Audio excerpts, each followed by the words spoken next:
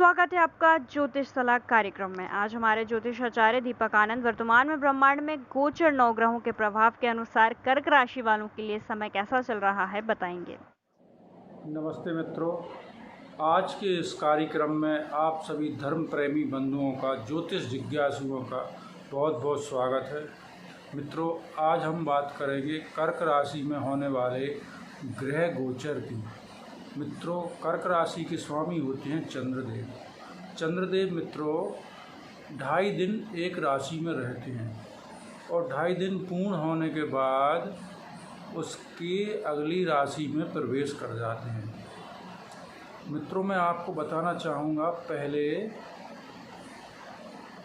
सारे ग्रह 9 ग्रह कौन कौन से भाव में हैं आपके और कौन कौन सी राशियों में हैं। तो मित्रों, सबसे पहले तो मैं गुरुदेव को बताता हूँ। 5 अप्रैल 2021 से 14 सितंबर 2021 तक कुंभ राशि में आपके अष्टम भाव में रहेंगे। राहु देव वृष राशि में रहेंगे 22 अप्रैल 2022 तक। केतु देव वृश्चिक राशि में रहेंगे आपके पंचम भाव में उच्च के होकर वृश्चिक राशि में। मित्रों, शनिदेव रहेंगे आपके सप्तम भाव में, विवाह का घर जो होता है सप्तम भाव में रहेंगे मित्रों 28 अप्रैल 2022 तक। सूर्यदेव 15 मई 2021 तक मेष राशि में रहेंगे आपके कर्म भाव में, दसम भाव में। मंगल देव 2 जून 2021 तक मिथुन राशि में रहेंगे, ये आपके द्वादश भाव में। बुध देव 26 मई 2021 तक रहेंगे आपके वृषभ राशि में। शुक्रदेव 28 मई 2021 तक रहेंगे ये वृष राशि में। मित्रों, ये तो रही आपकी ग्रह जिस राशि में जिस भाव में हैं।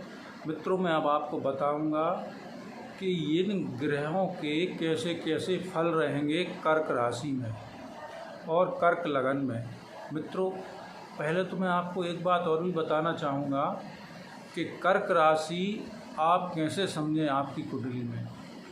आपकी कुंडली देखें, जहाँ 4 नंबर लिखा हुआ है वहाँ पर चंद्रमा विराजमान है तो आप समझ सकते हैं कि ये कर्क राशि है, हमारी कर्क राशि है।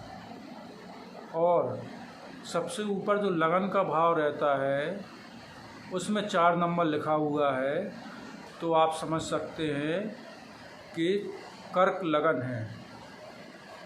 तो मित्रों, सबसे पहले हम बात करते हैं स्वास्थ्य भाव की।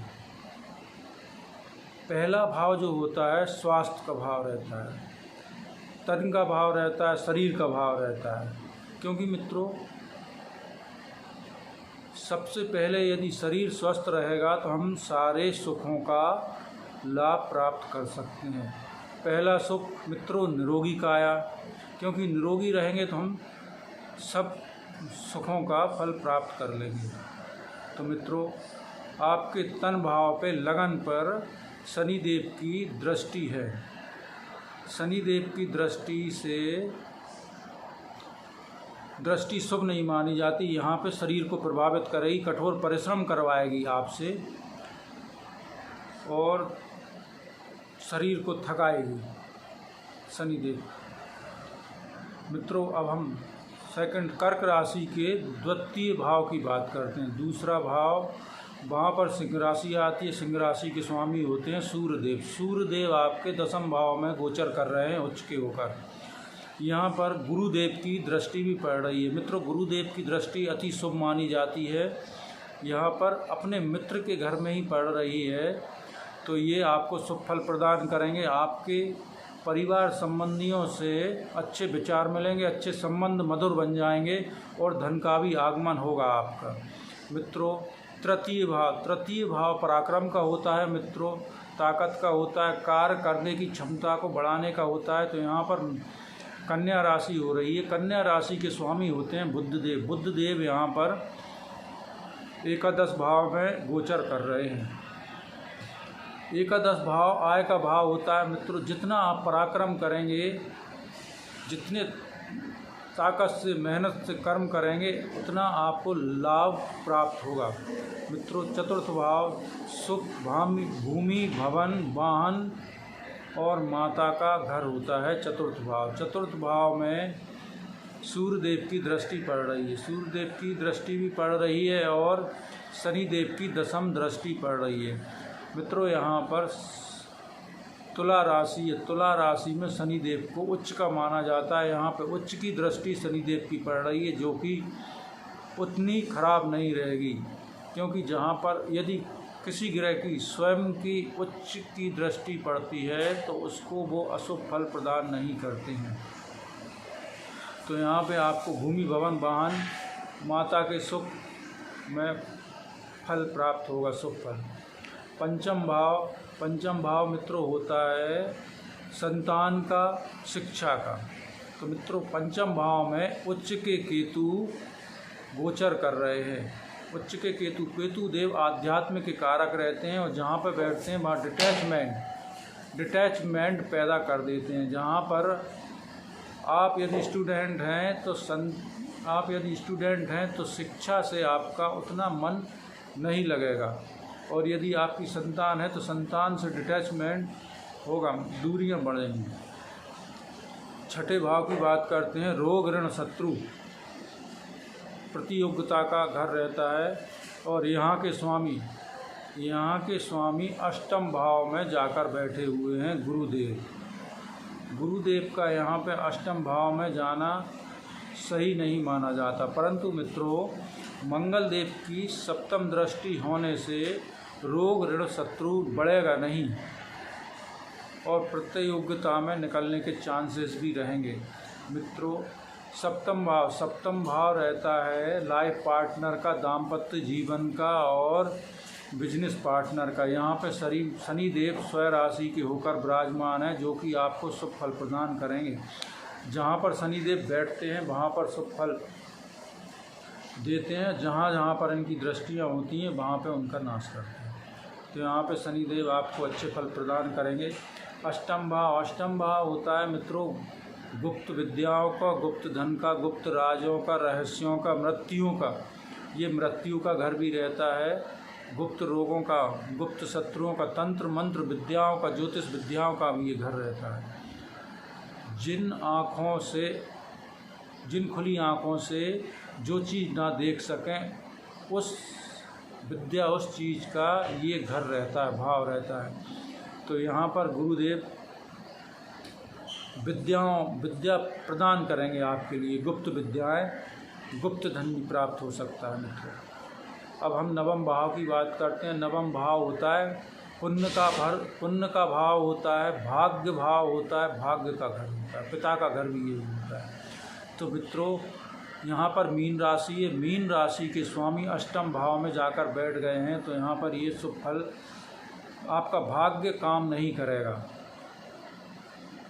दसम भाव की बात करते हैं। दसम भाव में उच्च के सूर्यदेव बैठे हुए हैं, सूर्यदेव गोचर कर रहे हैं अपनी उच्च की मेष राशि में। तो यहाँ पर सूर्यदेव अति उच्च फल प्रदान करेंगे आपके लिए। आप जो भी कार्य करेंगे पूरी मेहनत से और पूरे लगन से कर पाएंगे। एकादश भाव में राहु देव, बुध देव और शुक्र देव गोचर कर रहे हैं। एकादश भाव में राहु देव का गोचर करना अति शुभ माना जाता है। यहाँ पे वो कहीं से भी अचानक धन की प्राप्ति करवाते हैं। साथ में बुध देव भी बैठे हैं, तो बुध देव बुद्धि के व्यापार के कारक हैं। साथ राहु और बुध देव अति मित्र हैं। तो ऐसी तिगड़म ही दिमाग लगाएंगे, कहीं से भी आपको आय की प्राप्ति होगी, आपका धन मिलेगा। शुक्रदेव बैठे हैं, धन, वैभव, सुख, वैभव के कारक होते हैं। शुक्रदेव लग्जरी लाइफ के कारक होते हैं, ग्लैमर के कारक होते हैं। तो अब द्वादश भाव की बात करेंगे मित्रों। मंगल देव बैठे हुए हैं आपके द्वादश भाव में। और द्वादश भाव में आपकी गुरु की दृष्टि पड़ रही है। यहाँ पर ये खर्चे का घर है, जेल यात्रा का घर है, विदेश यात्रा का घर है, बीमारियों का घर है, अस्पताल का घर है। परंतु मित्रों, गुरुदेव और मंगल देव अति मित्र हैं। गुरुदेव की दृष्टि पड़ने से शुभ कार्यों में, शुभ कर्मों में आपका धन खर्च होगा, मांगलिक कार्यों में आपका धन खर्च हो सकता है, होगा। तो मित्रों, ये तो रही कर्क राशि में होने वाले गोचर के बारे में बात। मित्रों, और मैं बताऊंगा कि कर्क राशि चंद्रमा से 4, 8, 12 भाव में जब चंद्रदेव गोचर करते हैं तब शुभ फल उस समय नहीं मिलता, मन अशांत रहता है। तो मित्रों, मैं आपको तारीख बता देता हूँ, वो तारीख कौन कौन सी रहेंगी। मई के महीने में जब चंद्रमा आपके कर्क राशि से 4, 8, 12 भाव में गोचर करेंगे, तो मित्रों 5 और 6 मई को गोचर करेंगे 8वें भाव में, 15 और 16 मई को गोचर करेंगे 12वें भाव में, और 24 और 25 मई को गोचर करेंगे 4वें भाव में। तो मित्रों, ये तीनों डेटें अलग अलग टाइम की, उस समय आपका मन अशांत रह सकता है। और मित्रों, ये तो रही ब्रह्मांड में होने वाले कर्क राशि में ग्रह गोचर की बात। मित्रों, और मैं आपको बताना चाहूँगा